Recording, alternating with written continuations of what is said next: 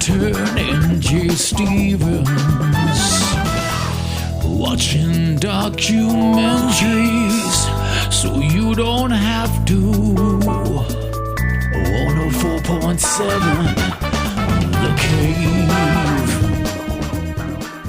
104.7 The Cave, Mike the Intern, Jay Stevens in the studio for another riveting edition of Dark Side of the Stream, episode 256 this week. It's good. 256. We did. Are we sure? Wait, are we sure? We're sure. We're sure. We're right. Well, we've been consistently right yeah, for the but last also 3 it's weeks. been consistently screwed up because of somebody over there. Well, it took a while to get back on track. Director Lawson. DL. This week we kind of broke format a little bit, which we'll get into that in a minute. We'll talk about that in a minute. But instead of watching a documentary, now that we're in the holiday season, I made Jay watch the Mel Gibson, Walton Goggins film, Fatman. What an odd twist on A Christmas Tale. Would you... Okay, I already know the answer to this because you don't watch movies, but do you at all watch any Christmas movies, like leading in? Yeah, I like to try to every year. Sometimes it gets shut down by the missus, but I like to try to watch... Jordan want to watch what? Well, because she thinks I'm an idiot for watching it and it's stupid because it's so awesome. The night before.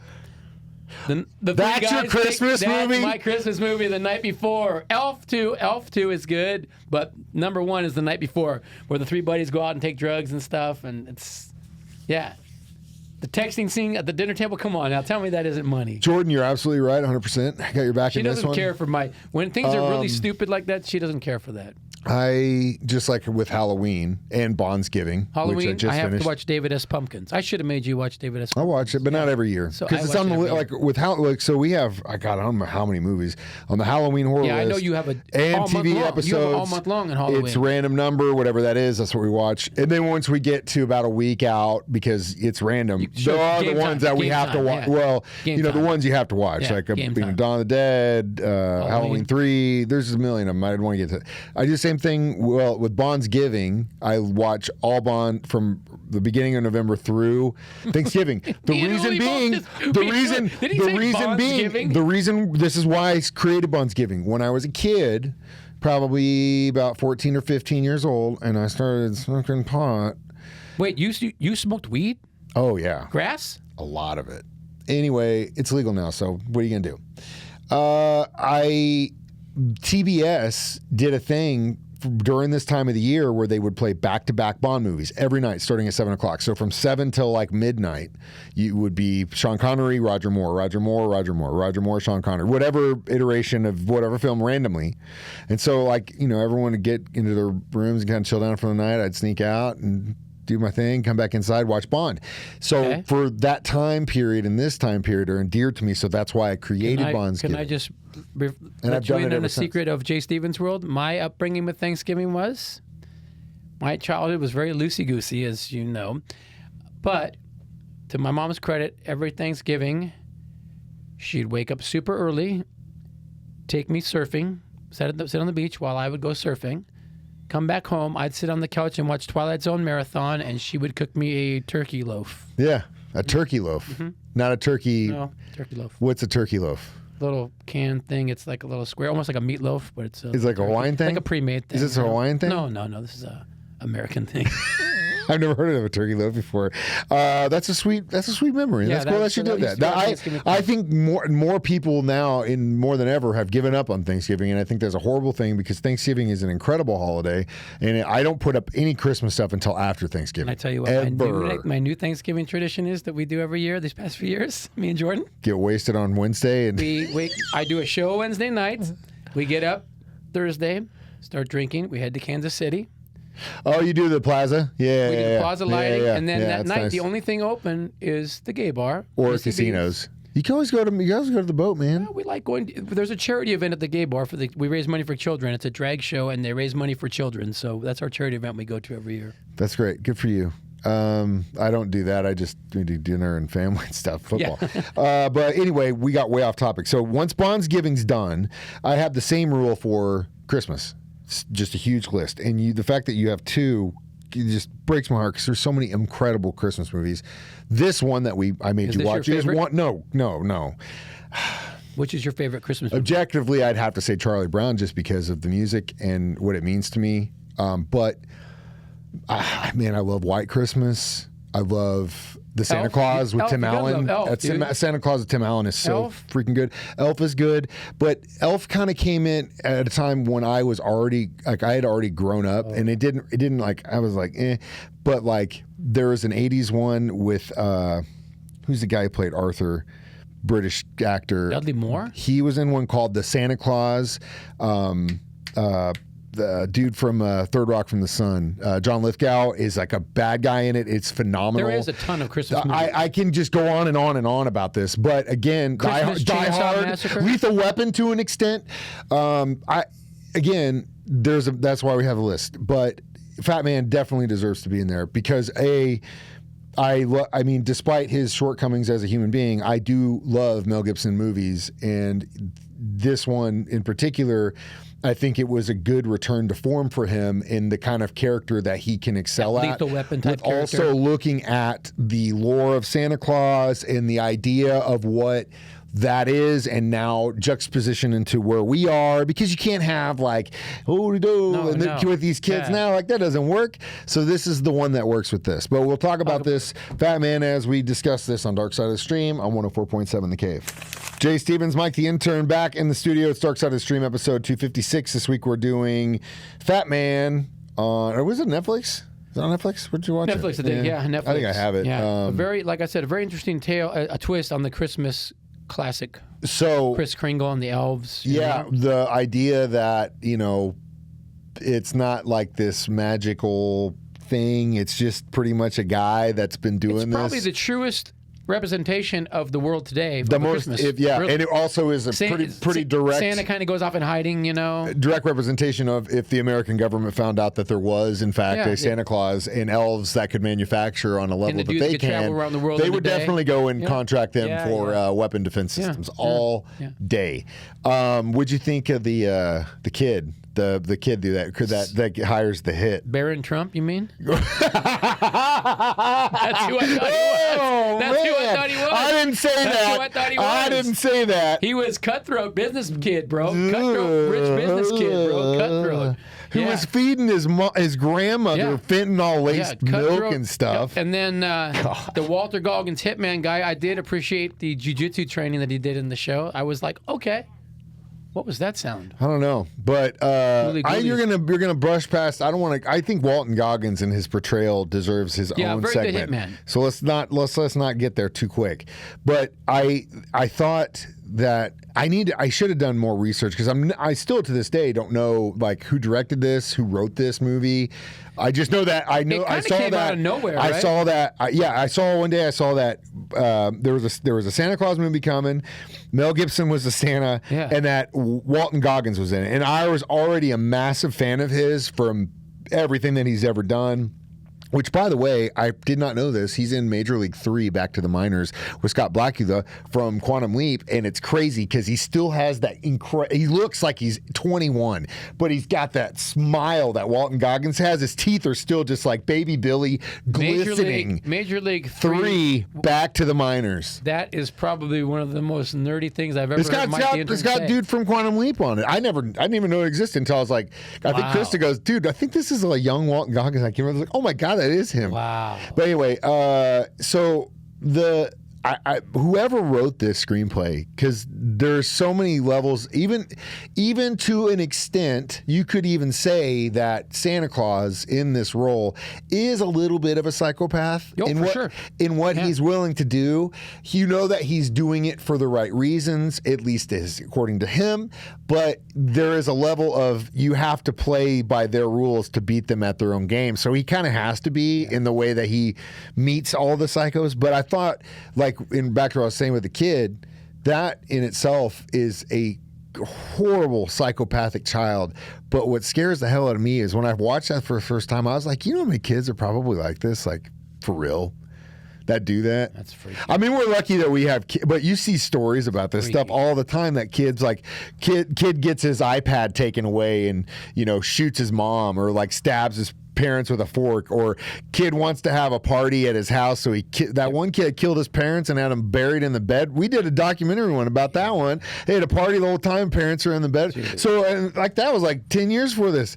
So I don't think it's getting any better. I guess the point is raise your kids, right? Properly, or try to show them love. Show them love. Have a relation. Don't just be a parent. Yeah. Have a relationship with your child. That's the key. Got that, fellow cool kids? When we come back, we're going to talk about the hitman in this movie, Walton Goggins. Next, Dark Side of the Stream on 104.7 The Cave. Mike the Intern, Jay Stevens, back in the studio. It is Dark Side of the Stream, episode 256. This week we did Fatman, which is a holiday movie you should definitely watch. It was interesting because I was like, okay, is this supposed to be a comedy or is it supposed to be serious? For like the first 45 minutes, I was like... If it comes in, that's also something very interesting. That is either, I think that's a director move because you're absolutely right. I'm like, I don't know if they're trying to be funny or they're not. At the very beginning, you kind of, it's real kind of lighthearted. It's light, but you see like this psycho kid and stuff, and the hitman. But then it becomes pretty. There are in some instances and scenes where then you're like, oh no, this is real. Yeah, this is for real. Yeah, this is a real thing. That's why I said it was a very odd twist on a Christmas story. I thought Goggins, man, he is such an incredibly versatile actor. Like, did you ever see Vice Principals? Nope. Okay. Vice Principals, I absolutely think everyone should watch that show. It's only like 3 seasons. How many movies has this dude been in, Goggins? I know he's got a million credits. I know he was in White Lotus. I heard it was a very incredible, very edgy scene. I just haven't seen it. White Lotus, he's great in, but it was just 1 season, and he is who he is. But like, Vice Principals was absolutely incredible. Him and Danny were just like they play off each other so well, and it's just he's just so freaking good. And then, of course, Fallout. Yeah. Which is arguably, in my opinion... I think Fallout's where I first came to know who this guy's name was even. I didn't know him before that. I also... Yeah, I mean, I haven't got... Justified. Was in Justified, too. I heard the show, but I didn't hear the name. Yeah, 44 movies. That's a lot. It's been in 44 movies. We have 2 producers now. But TV-wise... One doing the cameras, one doing the information. He's done a lot of stuff, and he's always good. And he's like, Fallout, again, is the best video game adaptation. There is no better. Producer Uli, can you pull up who wrote Fatman and what else he wrote? He's going to look it up for us. Yeah, while you do that, I loved the obsessiveness of that character, the idea that he was just collecting all of the true Santa gifts, what people were willing to give up and like sell it on the underground kind of thing. Like, that was wild. That's why I said it was a very interesting twist. I just thought you'd be super into him when he finally got to Alaska and he got that white on white like snow. You're like, oh, wait a minute. Snow trooper, I wear black most of the time, but snow trooper, baby. You guys take an Alaska. You guys take an Alaska instead of your boob cruise. You should do Alaska cruise sometime and get that outfit. Just bro. It's a 2020 film, was written by Esham Nelms and Ian Nelms, who also directed the movie. So it's just the guy that wrote together. it, directed a one-off guy. Else? Did he do anything else? Let me see what else that they've done. Esham Wells? Yeah, the Wells. I don't know what else they've done. Because God, he just came out with magic and comes out of nowhere, dropped the hit. And you're like, now he's just somebody we used to know. Like that's Goja guy. It's such a good. What's that guy's name? Somebody you used to know. He dropped the hit and dipped out. Who's that guy? Goiter? No, that ain't his name. That Doja guy. He's been smoking on the Doja. He can't remember it. Doja. Well, while our producer figures that out, again, I also thought Mrs. Claus, she was good, amazing. Claus. Like, couldn't ask for a better wife in this I guess job that he has, which is just incredible. And I also really like the elves. I thought they were super cool. I literally just gonna say the elves. And then when they sit down and their diet's like full of like just nothing but straight candy. And the guy's trying to tell him, why don't you eat some protein or something? He's like, we've understand that. That's how I live forever. Live for 100 years. Sugar load, and that's the way it works. So they have a pretty small body of work. They've done Lost on Purpose, 2013. Lost on Purpose, don't know what that is. Waffle Street, 2015. Don't know what Waffle Street is. Red Right Hand. Tyler knows that one. And Small Town Crime.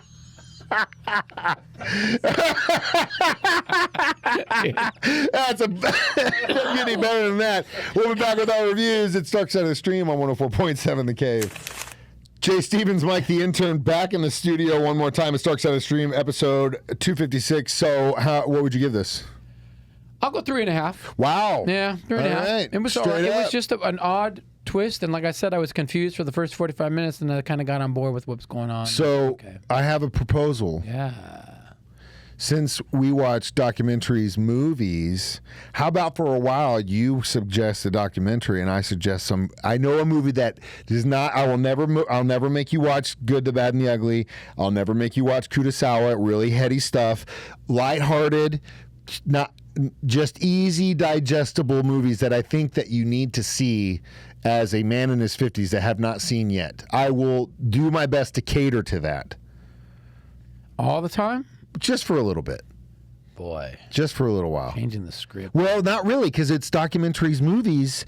We've been saying it that way for a long You're time. right. So Did we foretold of this? I think you put yourself in a twist? corner. I What? put There's baby in a just so corner. many good documentaries. But if you we want me do to it every that, I'll week, do so it. I mean, there's enough If you want me time. to do it, I will do it. All If you want me right. to.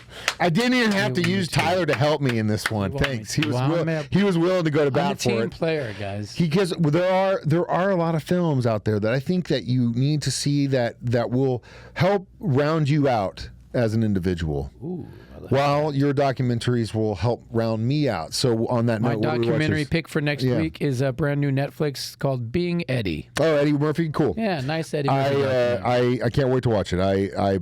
I've seen almost all of it. Now I need to finish it, but It had some pretty interesting points in there about his life and the career. biggest thing, which I'm going to spill the candy right now, but it was like eye opening, was the idea that he wanted to be a ventriloquist. Right, he started out as a ventriloquist, but he couldn't figure out the mouth thing. Yeah. But what he excelled at was to do the voices. Which became like how he dude, approached Shrek, comedy. Look at Shrek. That Look dude at everything minted he gold did on that in one, Saturday man. Night Live and all the stuff. Gumby, It okay. started with wanting to be a ventriloquist. That's incredible to me. Anyway, yeah, definitely Being Eddie on Netflix. And as always, you can watch us do this every Thursday, 9 a.m. on Facebook and YouTube. Download it as a podcast for free on our 104.7 The Cave app, or listen to it on the radio at 9 a.m. or 6 p.m. every Thursday. I'm Mike the Intern. That's Jay Stevens reminding you. We watch documentaries movies, so you don't have to. It's Dark Side of the Stream on 104.7 The Cave.